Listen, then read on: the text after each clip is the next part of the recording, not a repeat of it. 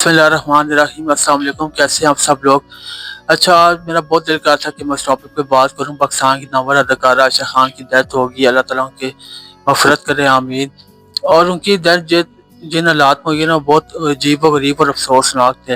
वो कराची में रहती थी और बिल्कुल घर में अकेली रहती थी। उनकी कुछ दिनों पहले टांग की फ्रैक्चर हो गई थी और उनके साहबजादे बाहर होते हैं। और मैंने सुना है कि उनकी भांजे भतीजियाँ जो है वो कराची में रहती थी, पर वो घर में बिल्कुल अकेली रहती थी।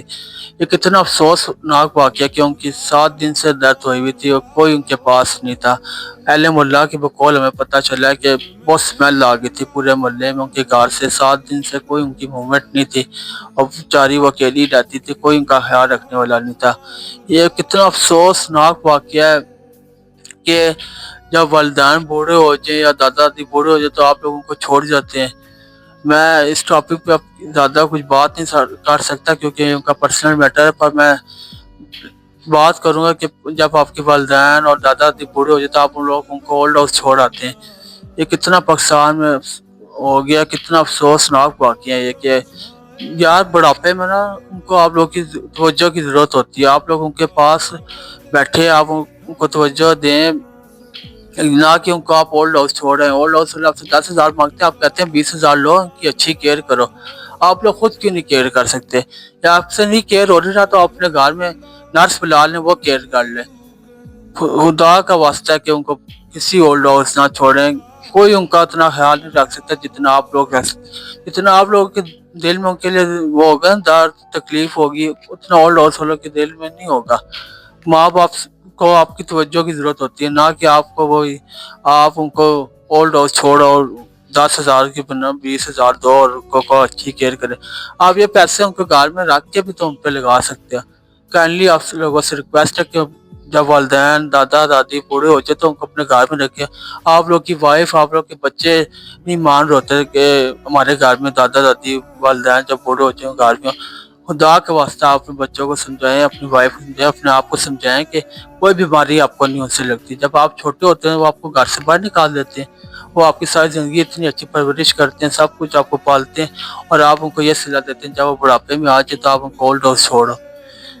अगर आपसे केयर नहीं हो रही, कोई नर्स बुला लें घर में, वो केयर कर ले। खुदा का वास्ता उनको घर से ना ओल्ड हाउस भेजें। उनके दिल पे बहुत बुरा बीत रही होती है, आप सोच नहीं सकते। आप लोगों से रिक्वेस्ट है कि आप उनको अपने घर में रखें, नर्स बुला लें या आपके पास बैठे आप देखें उनसे कितनी रौनक होती है घर में। बुढ़ापे में आप जितनी उनकी केयर करेंगे वो आपको उतनी दुआ देंगे ना, अल्लाह आपको बहुत अजर देगा। आप काइंडली उनके पास बैठे उनको तवज्जो दें। घर में उनके बुढ़ापे में, जो आप बुढ़ापे में चले जाते हैं ना, उनका ज़हन बिल्कुल दिल बच्चों वाला हो जाता है।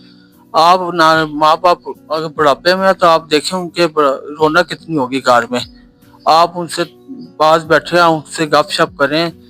कोई बीमारी नहीं लगती है किसी को, और ना कोई बीमारी। आप लोगों ने बहुत किया हुआ कि जब वालिदैन या दादा नाना ने बूढ़े हो जाए तो उनकी चीज़ें अलग कर लेते हैं, अपनी चीज़ें अलग कर लेते हैं। सब गुनाह है, ये बहुत ज्यादती वाली बात है, बहुत अफसोसनाक बातें हैं सारी। ये काइंडली आप लोगों से रिक्वेस्ट है, आप लोगों को अपने घर में रखें और आपके घर में बहुत रौनक होगी उनसे। बुढ़ापे में ना ज़हन बिल्कुल बच्चों वाला हो जाता है। आप बच्चों को भी कभी छोड़ देते हैं या उनको भी कहीं भेज देते हैं? नहीं भेजते ना, तो काइंडली रिक्वेस्ट है आप लोग बुढ़ापे में माँ बाप दादा दादी को अपने घर में रखें, कुछ भी नहीं होता। अल्लाह हाफिज़।